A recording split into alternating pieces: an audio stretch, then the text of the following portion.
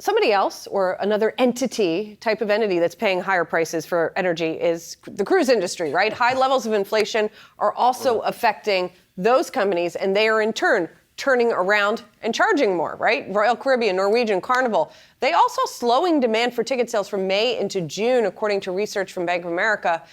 Rough waters, perhaps. That's where we find Sozzi's stake today. And they're seeing that slowing demand again at a time where they're paying more for things like fuel. Well, ticket prices were going in the right direction for a lot of these cruise lines when they reported about a month and a half ago, 2 months ago, but now no mas. According to the folks at Bank of America, they noted from early June relative to May, there were price declines of 1% to 3%. That's pretty notable for the cruise line industry in terms of ticket prices. One of the largest company that saw the largest decline in ticket prices, Carnival Cruise Line, down 2.6%, so not a good thing there. B of A also seeing weakness in cruise prices for 2023 and 2024. Of course, cruises are usually booked out well in advance, and you're starting to see the pressure on these stock prices. I look at Norwegian Cruise Line down 14% so far in June, Royal Caribbean down 15% so far in June, Carnival down 16%. And you're really getting the sense the next couple quarters for cruise lines could be pretty darn weak. And then, of course, now this is excluding just the impact on their bottom line from these higher fuel costs. Right, and so that's fuel. And, well, ticket price is number one, but then there's also the service once you're on board the cruise line as well. How does that impact some of the ticket sales, even beyond just the passenger fare to get onto the trip? It is interesting because we asked Carnival Cruise Line CEO Arnold Donald about that a couple of weeks ago.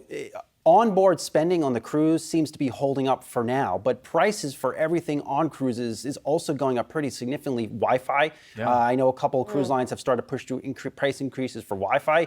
Now, you really have no choice once you're on the ship. It's not like you're going to trade down to private label goods on a cruise ship. It just is what it is. But still, do you go out there and drink as much as you normally would if the drinks are costing you more? And I'm curious also, when you talk about potential price weakness going forward, is pricing right now back to where it was pre-pandemic?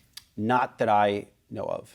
Okay, so it's not as though it's coming down from elevated levels. Yeah, this is not a robust environment for cruise lines. And then also too, a lot of the cruise lines are also seeing just pushback because of the testing requirements. You have to get a COVID-19 test 2 days before getting on the ship. Not just, it's kids, it's adults, and well, it's good, but still it's an impediment to taking a cruise. Well, now there are some reports that the administration is very close to taking away the testing requirements for international air travelers. I don't know where they are in the cruise line, but maybe if that gets removed, then cruise lines could be close behind. Well, especially because cruise lines were going through such a massive re-engagement campaign to make sure that people knew that trip, that voyage that they wanted to take or were booked for, it was going to be safe when they came back, because this was one of the first major industries to get impacted and have cases on their cruise lines. My one cruise I took, I was sharing with you guys in the break, I got norovirus, which is, infamous on cruise ships. I've not been on another cruise. I can't imagine if I went on a cruise and got COVID. Well, ticket prices are getting cheaper. Now's your time. No, not worth it. Thank you.